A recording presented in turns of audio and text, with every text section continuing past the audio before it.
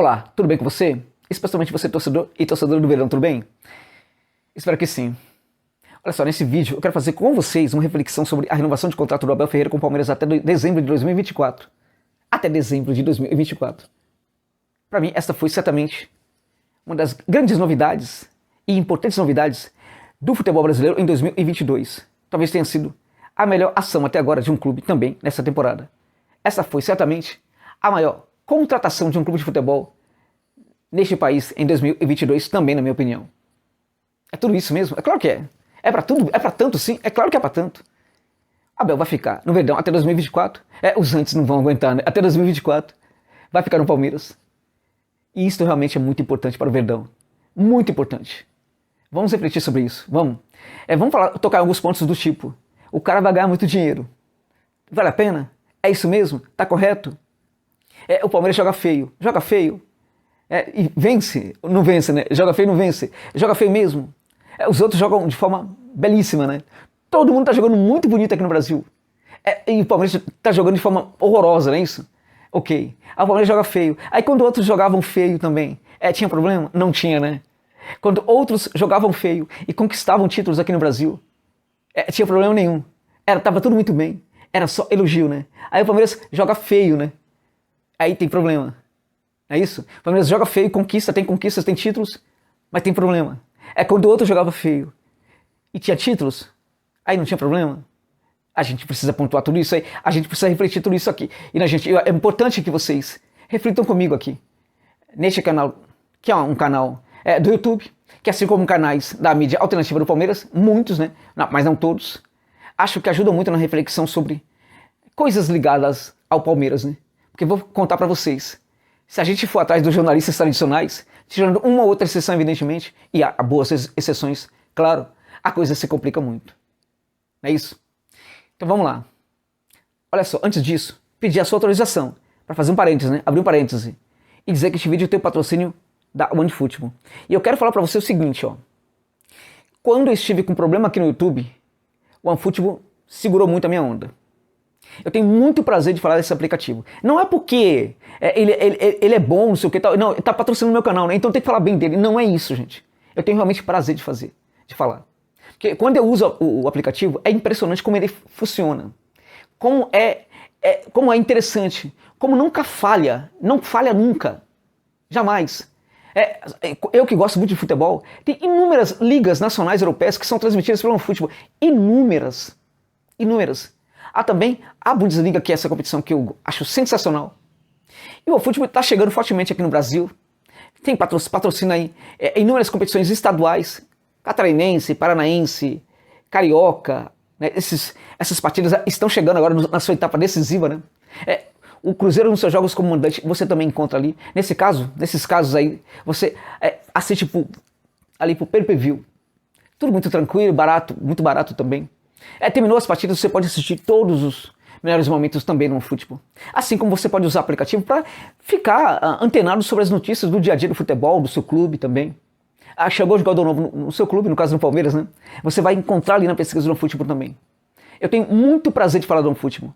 Tudo que eu falo aqui é de verdade. Eu não tô falando só porque os caras patrocinam meu canal. Agora, eu peço pra você que curte meu canal, se você ainda não baixou, pra você, até pra dar uma força pra mim também, use o link que está na descrição desse vídeo e também no comentário fixado para baixar um futebol, pra gente poder se divertir muito mais. Como eu me divirto, gente. Realmente muito com esse aplicativo que é sensacional.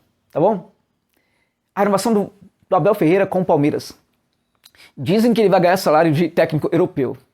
Um salário astronômico. Alguns defendem que isso é exagero, que está errado, que o Palmeiras não deveria pagar um salário tão alto assim para um técnico como o Abel Ferreira. Outros, contudo, concordam, acham que está tudo muito bem. Afinal de contas, o que é o dinheiro no clube, né? É algo para se pensar de maneira bastante objetiva. Para que serve dinheiro no clube? O Palmeiras, por exemplo, é um clube que, em tese, deveria estar vivendo muito, muito bem.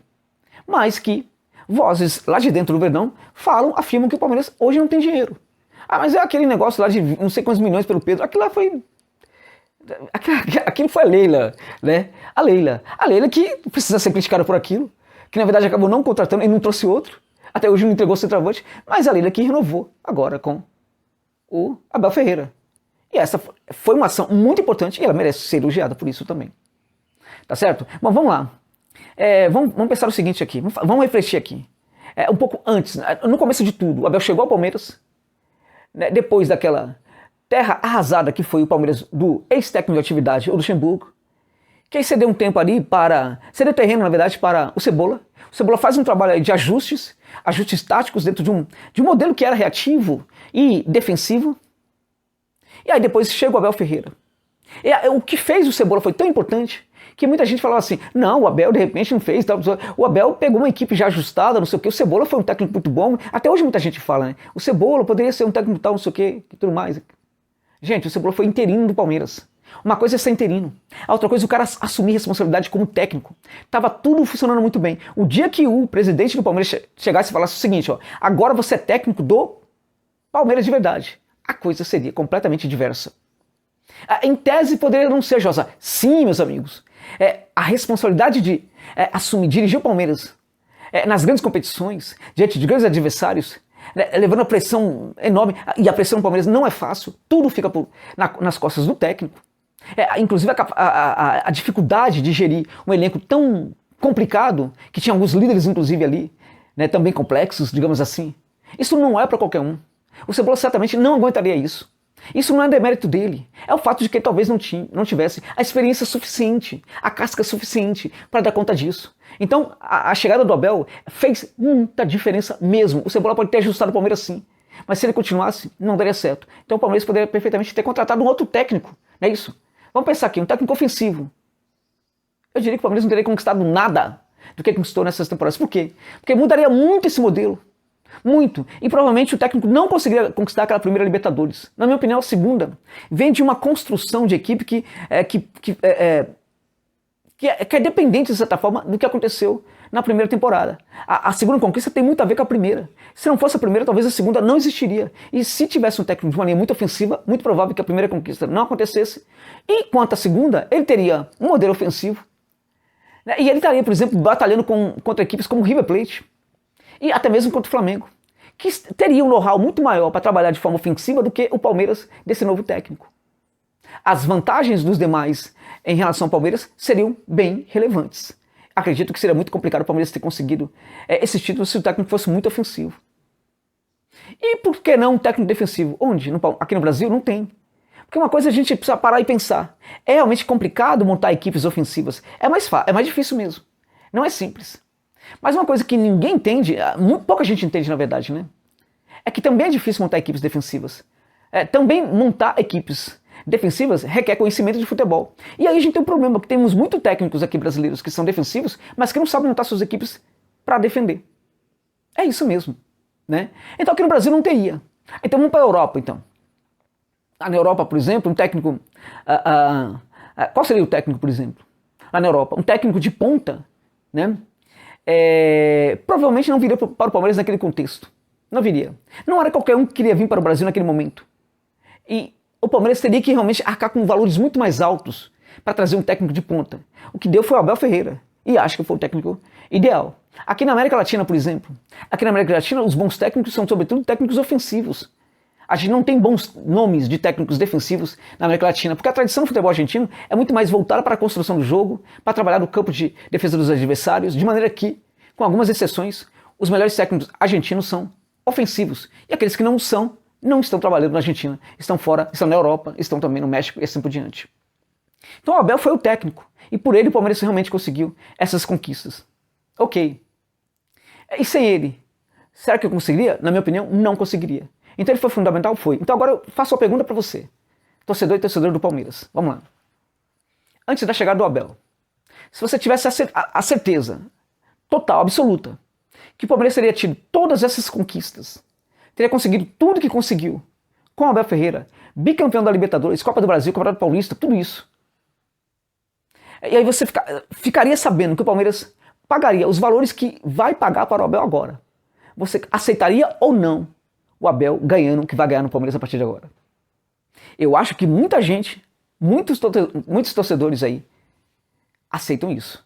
Dificilmente vai ter um torcedor, por exemplo, que seria contra a contratação do Abel antes da chegada dele, se tivesse a certeza que o Palmeiras ganharia tudo que ganhou, mas que o Abel ganharia um salário como vai ganhar a partir de agora. Entende? E aquele que discorda de mim, que acha que não tem que pagar tudo isso, eu respeito quem discorda de mim, evidentemente. Respeito muito, né? E até acho mesmo que, grosso modo, um clube está errado em bancar esse tipo de salário. Agora, a coisa é que a situação é que no Palmeiras o técnico é muito mais que técnico, é um gestor de problemas inúmeros. O departamento de futebol do Palmeiras ele funciona muito pouco para resolver problemas, e aí fica tudo muito pro técnico, e esse técnico consegue resolver todos esses problemas, na medida do possível. Ele é um técnico rígido, um técnico realmente com uma visão muita personalidade, e é muito difícil também aceitar isso. Ok. E este é um ponto também interessante do Abel Ferreira, né? Ele é um técnico de muita personalidade. E aí muita gente não aceita, muita gente critica. É o tal do jogo. Né? E aí vamos pro jogo. O Palmeiras joga feio, o Palmeiras joga de forma competitiva. Eu discordo que o Palmeiras joga feio. E o Palmeiras, quando precisa, também sabe jogar um pouco mais bonito, digamos assim. Mas ali, o Palmeiras é sobretudo uma equipe defensiva, por quê? Porque faz parte da ideia de jogo do técnico Abel Ferreira. E não tem nenhum problema o time ser defensivo. Até porque não tinha nenhum problema o Corinthians ser defensivo. E poucos criticavam o Corinthians naquela ocasião. Eu não estou falando de torcedor, estou falando da mídia tradicional. Os elogios ao Corinthians eram enormes. E esses elogios eram pautados sobretudo num comentário que era frequente naquela ocasião. A torcida do Corinthians aceita esse modelo defensivo. Há um casamento entre a torcida do Corinthians e o trabalho, no caso, sobretudo do Carille, mas anterior, até mesmo do Tite. Né? Há uma aceitação da torcida, é maravilhoso, está tudo funcionando muito bem, não sei o quê, era só elogio. Mas no caso do Palmeiras, aí vem a crítica. Então, isso aí é preconceito? É. Porque o Abel é português, e ele reclama. O técnico brasileiro pode reclamar, o português não pode. O técnico brasileiro pode xingar o juiz, o português não pode. O técnico brasileiro pode, por exemplo, fazer um monte de bobagem, o português não pode. Não pode, de jeito nenhum. O técnico brasileiro pode perder a cabeça, pode xingar jornalista, pode tal. O Filipão faz isso direto. O técnico português não pode. E outra coisa, esse técnico português, antes de ser inclusive português, ele é um ser humano. Só que não é dado ao Abel o direito de ser um ser humano, que erra, que tem limites, que fica nervoso, que fica às vezes sai de si, e que às vezes faz muita besteira também, e faz. Mas ele é um ser humano, e como humano ele também erra, faz bobagens, como todo mundo, como todos os técnicos brasileiros também. Mas a ele não é dado esse direito, porque ele não é brasileiro. Será? Será que o Vitor Pereira, por exemplo, no Corinthians, se começar a errar também, será que também a ele não vai ser dado esse direito? A questão é só porque ele é português? Ou será que é também porque ele é o técnico português do Palmeiras? Aí você junta um monte de coisa aí também. A raiva ao Abel de muita gente vem também do fato de que ele é um cara que simboliza muito o momento do Palmeiras. E isso nos remete ao Rogério Ceni, daquele São Paulo que venceu muito. O mundo tinha muita bronca do Rogério. Agora, o Rogério simbolizava muito o São Paulo. Um São Paulo nos momentos de vitória, e mesmo um São Paulo que, quando não vencia, também era uma equipe extremamente competitiva e que poderia vencer, chegar à vitória em várias situações. A raiva, o ódio, a bronca, na verdade, né, ao Rogério Ceni era também uma bronca ao momento do São Paulo, porque ele era um símbolo de um São Paulo. O Abel Ferreira é um símbolo de um Palmeiras vencedor. A raiva ao Abel é também a raiva ao Palmeiras. É a dificuldade de engolir o Palmeiras ganhando. Não é somente o Abel que fica na garganta de muita gente, é o Palmeiras também que está na garganta de muita gente. E o Abel é apenas o símbolo disso. E, na verdade, é o grande, talvez, o alicerce disso nesse momento também. Então a raiva a ele é a raiva ao Palmeiras. Não querer o Abel é não querer o Palmeiras. Ficar com bronca da forma como o Palmeiras joga, né, e criticar o técnico, na verdade, uma dificuldade de aceitar os títulos que o Palmeiras está ganhando. Porque se esses títulos fossem conquistados por outra equipe jogando de forma diferente, muito provavelmente essas críticas não aconteceriam. Além disso, tem o tal do jogo feio, né? Esse jogo feio, na verdade, para mim, na minha opinião, eu sou suspeito porque eu gosto de todo tipo de jogo. Eu, por exemplo, eu fui capaz de gostar daquela final entre Santos e Palmeiras da Libertadores. De verdade. E eu vi, inclusive, muitos méritos do Abel naquela final. Mas muito. O Palmeiras ganhou por causa do Abel, na minha opinião. A forma como ele anula o Santos foi impressionante. Aquele Palmeiras era um time que ia para campo, sobretudo, para fazer com que as coisas não acontecessem. Vamos acabar com o futebol que aí a gente ganha. Se nada acontecer, a nossa equipe, o Palmeiras, vai levar vantagens. O Palmeiras se notabilizava muito por ser esse tipo de equipe. Mas aquele era um momento do Palmeiras, era um momento inicial, né? E na verdade, o Abel ele chega de mansinho, ajustando muito pouco a pouco, né? Num contexto pandêmico, que poucos viriam para cá também, um contexto já de muita crítica, né? Ele chega de mansinho e vai trabalhando pouco a pouco. A equipe era muito minimalista, ainda tem elementos de minimalismo no seu jogo, mas era um minimalismo que funcionava. Era o mínimo possível, mas que funcionava muito bem.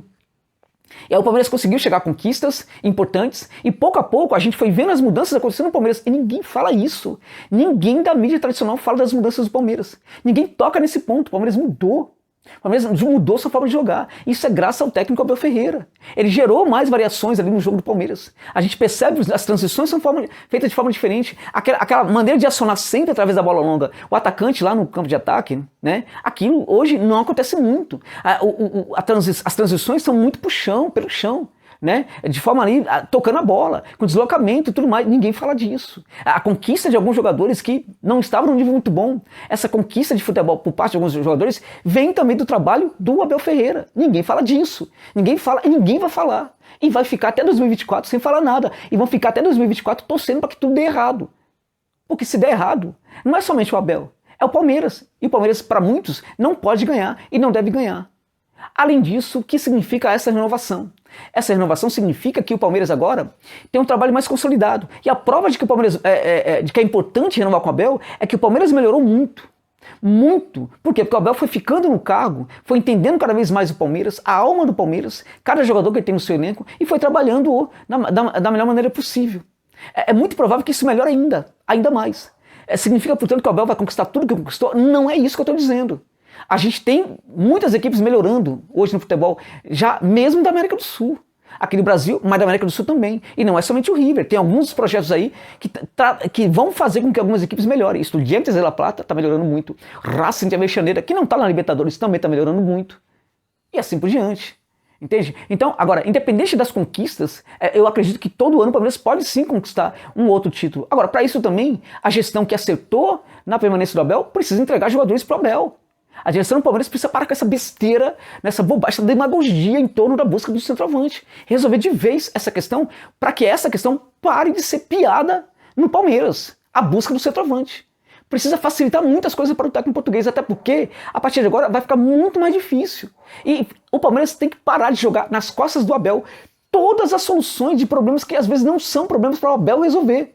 E se acho que se a direção do Palmeiras atuar nesse sentido de forma competente, inclusive entregando bons reforços para o técnico, é muito provável que ele dispute em condição de ganhar e ganhe, inclusive, um número de títulos muito parecido com o que ele ganhou. Mas se ele ficar sozinho, como ficou até agora, vai ficar mais complicado. Por quê? Porque outras equipes estão melhorando. Para mim foi um grande acerto, o grande acerto do ano aqui no Brasil, de um clube de futebol, foi a permanência do Abel. Agora a gestão precisa ajudá-lo para que o Palmeiras volte a ter grandes conquistas. Mas de qualquer maneira, os antes, meus amigos, o mundo vai ter que engolir. Até 2024 vai ser essa chatice mesmo, reclamando do Abel o tempo inteiro, entende?